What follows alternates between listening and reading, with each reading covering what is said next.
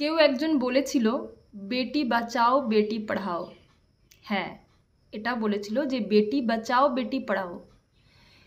তো কথাটা তো ভীষণ জনপ্রিয়, আমাদের কাছে সবাই জানে।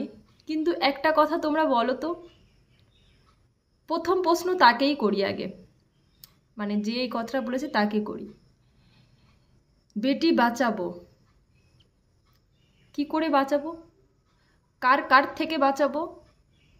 কি করে চলাবো, মানে কিভাবে বাঁচাবো? মানে কি, তাকে বুরখা পরিয়ে রেখে বাঁচাবো, নাকি চুড়িদার পরে রেখে বাঁচাবো, নাকি বন্ধ ঘরে রেখে বাঁচাবো, নাকি কিভাবে বাঁচাবো?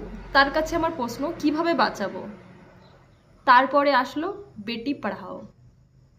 কোথায় পড়াবো? কোথায় পড়াবো? 36 ঘন্টা ডিউটি করার পরে একটুখানি রেস্ট করার জন্য যেই মেয়েটার এই হালটা হলো, এরপরে বলো তো কোথায় পড়াবো, কোথায় বাঁচাবো, কোথায় পড়াবো, কি করব সেটা একটু বলে দাও। খুব তো বলেছিলে বেটি পড়াও বেটি বাঁচাও।